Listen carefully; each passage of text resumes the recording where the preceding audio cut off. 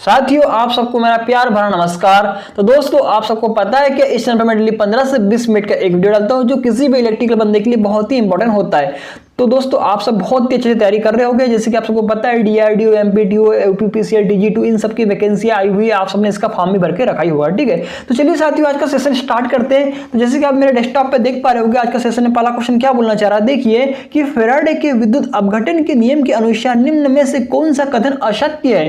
Question क्या बोल रहा है दोस्तों, निम्न में से कौन सा जो अपना ऑप्शन है उसके अनुसार वो कौन सा क्या है, असत्य है। तो चलिए इसके ऑप्शन देखते हैं, है ना।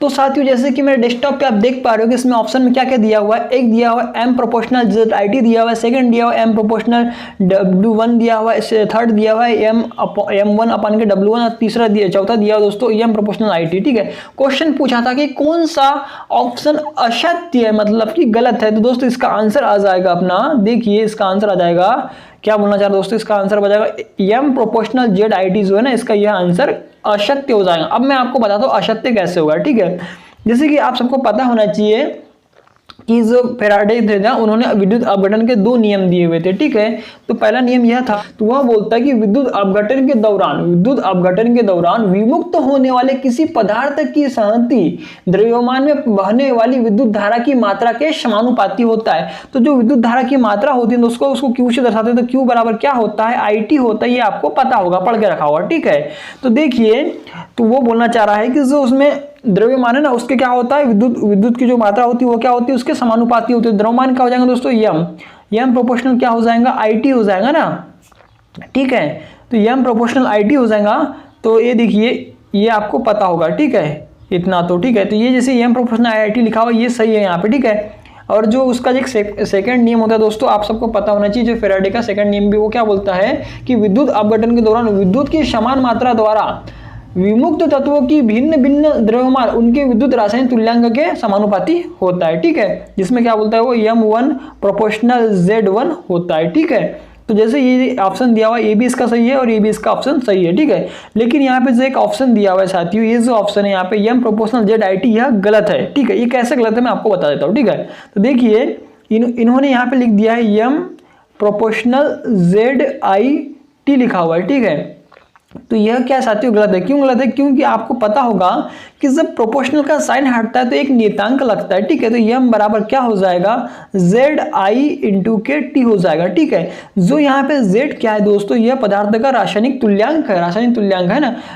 ठीक है, तो ये लग जाएंगे यहाँ पे। ठीक है, तो ये देखिए, ये जब प्रोपोर्शनल हटता है तो ये नियतांक का साइन लगता है यहाँ पे। तो यहाँ पे देखिए M प्रोपोर्शनल, इसका जो आंसर आएगा, एक्चुअल में जो आंसर आता है M बराबर ZIT होता है। ठीक है, यहाँ बराबर का चिन्ह आएगा बीच में, इसीलिए यह क्या हो जाएगा दोस्तों, गलत हो जाएगा, क्योंकि यहाँ प्रोपोर्शनल का चिन्ह लगा हुआ है। ठीक है, तो आपको जो ऑप्शन था वो सब क्लियर हो गया होगा। ठीक है, आगे देखिए नेक्स्ट क्वेश्चन क्या बोलना चाह रहा है कि नेक्स्ट क्वेश्चन है कि हेलिक्स के नियम के अनुसार अंगुलियां क्या प्रदर्शित करती है। तो दोस्तों बहुत ही इंपॉर्टेंट क्वेश्चन है। तो हेलिक्स के नियम के अनुसार जो अंगुलियां होती है ना, मतलब फिंगर्स होती है, वो धारा की दिशा को रिप्रेजेंट करती है। ठीक है, आगे देखिए नेक्स्ट क्वेश्चन क्या बोलना चाह रहा है। नेक्स्ट क्वेश्चन है कि एक खुले परिपथ में जो धारा होती है, वो जो रेजिस्टेंस होता है, उनके बीच में क्या संबंध दर्शाता है। तो दोस्तों आप सबको पता होगा कि किसी खुले परिपथ में जो धारा होती है ना, वह क्या होती है, शून्य होती है, क्योंकि उसमें धारा तो प्रवाहित हो ही नहीं रही ना, खुला परिपथ है ना। तो जो रेजिस्टेंस होता है वह क्या होता है, अनंत होता है। ठीक है, अगर आपको सपोज दैट वह पूछता है, ये तो अभी किसकी बात किया है उन्होंने, हमें हमारे से खुले परिपथ की बात किया है, ओपन सर्किट की बात किया। अगर ये पूछता है आपको शॉर्ट सर्किट पूछता है, ठीक है, शॉर्ट सर्किट में पूछता है, तो उस कंडीशन में जो आई होगी ना, धारा क्या हो जाएंगी, इन्फिनिटी हो जाएंगी। ठीक है, तो जो रेजिस्टेंस है ना दोस्तों, शॉर्ट सर्किट में जो रेजिस्टेंस है ना, वो क्या हो जाएगा, जीरो हो जाएगा।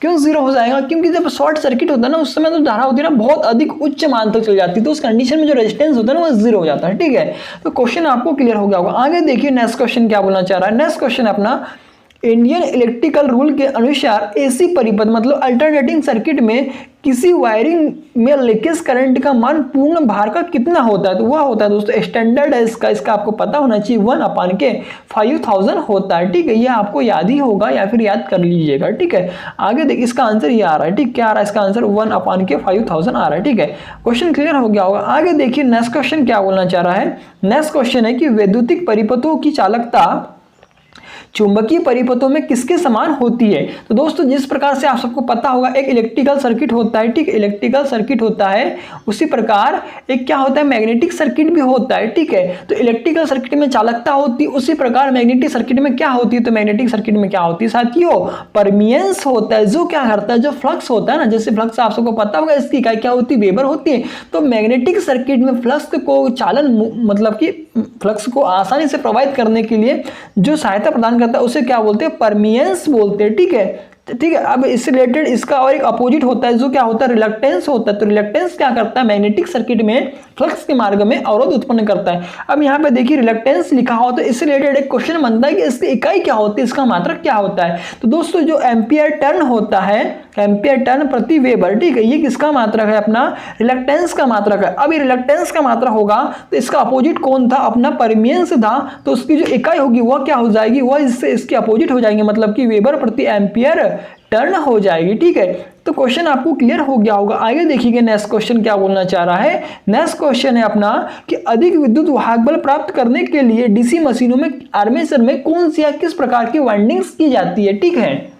तो साथियों आप सबको पता होगा कि जो डीसी मशीन्स होते हैं उसमें 2 टाइप की वाइंडिंग होती है। एक होती है लैप वाइंडिंग, ठीक है, एक होती है लैप वाइंडिंग, ठीक है, और सेकंड होती है अपनी वेव वाइंडिंग, ठीक है, ये आपको पता होगा। तो आपको इससे रिलेटेड जो क्वेश्चन बनता है वो भी याद रखना है कि लैप वाइंडिंग में जो समांतर पथों की संख्या क्या होती है, पोलों की संख्या के बराबर होती है, मतलब A बराबर P होता है, ठीक। उसी प्रकार जो वेव वाइंडिंग होती है उसमें जो समांतर पथों की संख्या होती है क्या होती है, हमेशा 2 होती है, चाहे पोलों की संख्या कितनी भी हो। अब उन्होंने क्वेश्चन यह पूछा है हमें अधिक वोल्टेज को प्राप्त करने के लिए हम किस टाइप की वाइंडिंग आर्मेचर वाइंडिंग करेंगे। तो दोस्तों जहां हमें अधिक वोल्टेज की आवश्यकता होती है वहां पे क्या करते हैं, वेव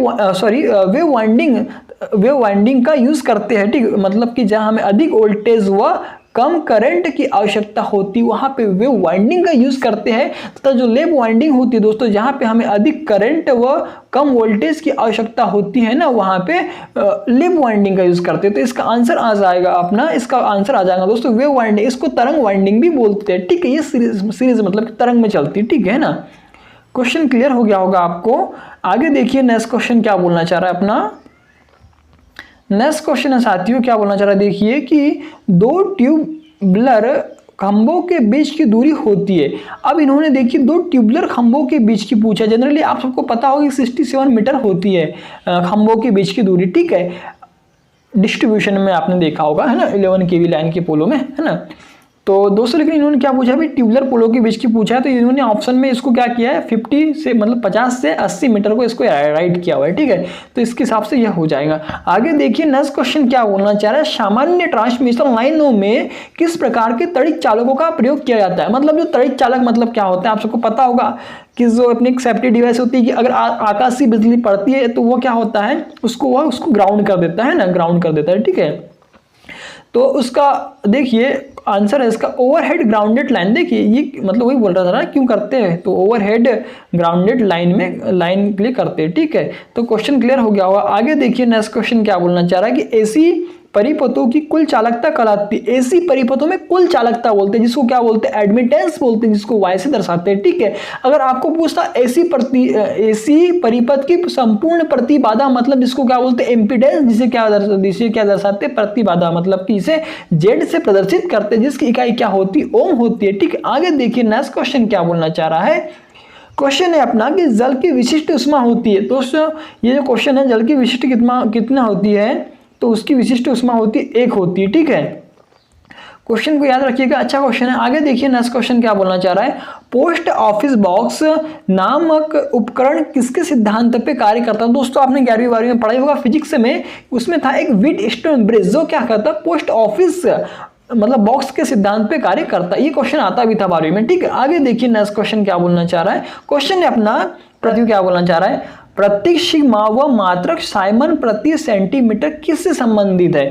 तो दोस्तों जो सिग्मा होता है ना ये किसका है, तो ये जो अपनी विशिष्ट चालकता होती है, स्पेसिफिक कंडक्टिविटी जिसको बोलते हैं, ठीक है। ये क्या होती है, सिग्मा से इसे रिप्रेजेंट करते तथा इसकी इकाई क्या है दोस्तों, मोह प्रति सेंटीमीटर, या फिर कहीं कहीं आपको देखने मिलेगा मोह प्रति मीटर, ठीक है। या फिर आपको ऐसा भी दिख सकता है साइमन प्रति मीटर, ठीक है, ये इसकी इकाई होती है। किसकी इकाई होती है? विशिष्ट कंडक्टिविटी, स्पेसिफिक कंडक्टिविटी, जिसको विशिष्ट चालकता बोलते हैं, जिसको सिग्मा से प्रदर्शित करते हैं। तो वो यही पूछना चाह रहा है क्वेश्चन में, उसने सब चीज दे दिया है और उसका संबंध बोलता है, तो ये विशिष्ट चालकता से होता है।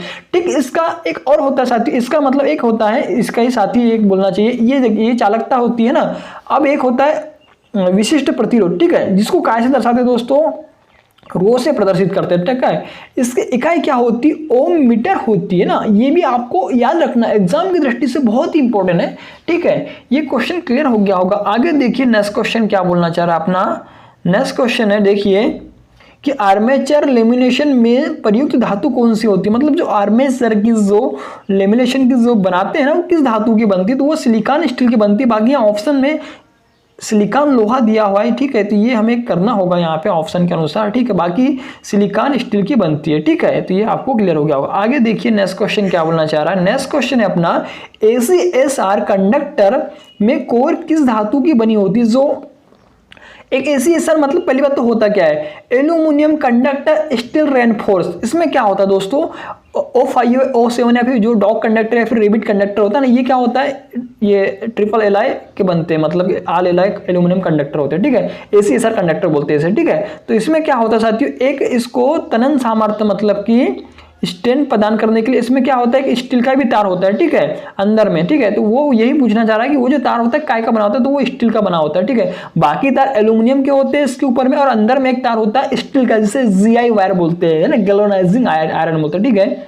तो ये यही बोलना चाह रहा है कि ACSR कंडक्टर में कोर किस धातु की बनाई जाती है? कोर जो अंदर में एक होती है ना, सिंगल कोर जो होती है, तो वो होती है अपनी स्टील की, ठीक है। बाकी इसमें एल्यूमिनियम के तार होते हैं ना, ठीक है। इसका आपको मैंने फुल फॉर्म ही बता दिया, एल्यूमिनियम कंडक्टर स्टील रेनफोर्स, ठीक है। एक ज्यावक्रीय धारा के प्रभावी मान कितना होता है? ठीक है, तो आप सबको पता है प्रभावी मान को क्या बोलते हैं? RMS value, root mean square बोलते हैं। इसका मान कितना होता है दोस्तों?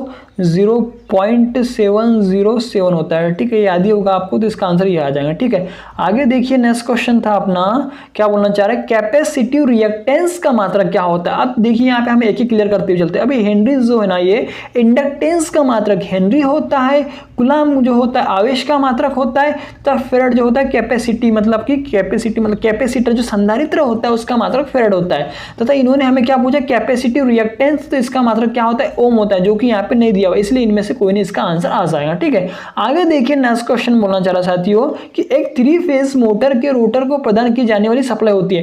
जो 3 फेज इंडक्शन मोटर होती है ना, उनमें रोटर को सप्लाई नहीं दी जाती दोस्तों। वो क्या होता है? ऑलरेडी शॉर्ट सर्किटेड होता है, मतलब कि उसमें रिंग्स डली हुई होती है, बार डली हुई होती है एल्यूमिनियम और अपने काय की कॉपर की, और उसको क्या कर देते हैं? दोनों साइड से कॉपर की रिंग लगा के शॉर्ट सर्किटेड कर जाते हैं, जिसके कारण वो अपनी सेकेंडरी वाइंडिंग की तरह कार्य करती है, ठीक है। तो उसमें क्या होता है? जो रोटर होता है ना, उसको कोई भी सप्लाई नहीं दी जाती। इसका आंसर क्या आ जाएगा यहाँ पे?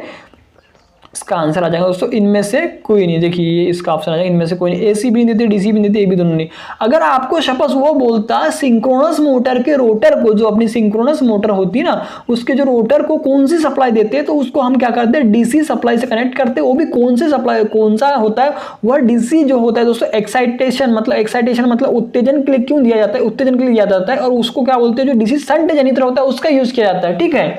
तो वो आपको क्लियर हो गया होगा। आगे देखिए नेक्स्ट क्वेश्चन था अपना, क्वेश्चन बोला साथियों कि एक 1100/400 वोल्ट ट्रांसफार्मर की क्षमता 10 kVA है, तो सेकेंडरी करंट क्या हो? पता होना चाहिए कि जो VL होता है इनटू के क्या होता है? IL होता है ना, बराबर क्या होता है दोस्तों? क्षमता, मतलब आउटपुट में क्या दे देगा यहाँ पे? kVA, ठीक है। अभी kVA में तो यहाँ पे कितना जाएगा? 1000 आ जाएगा, ठीक है, ठीक है। तो देखिए अब आपको इसने क्या बोला? सेकेंडरी की करंट को निकालना, ठीक है। तो VL मतलब कि लाइन वोल्टेज कितना हो जाएगा दोस्तों? सेकेंडरी में 400 वोल्टेज हो जाएगा ना, ये प्राइमरी का 1100 वोल्ट दिया हुआ, ठीक है। तो हम इसका मान इस फॉर्मूले में पुट कर देंगे। तो देखिए मैं इसका मान यहाँ पे रख देता हूँ। तो देखिए क्या आ जाएगा? VL कितना था? 400 दिया हुआ है, इंटू के IL दिया हुआ है, ठीक है।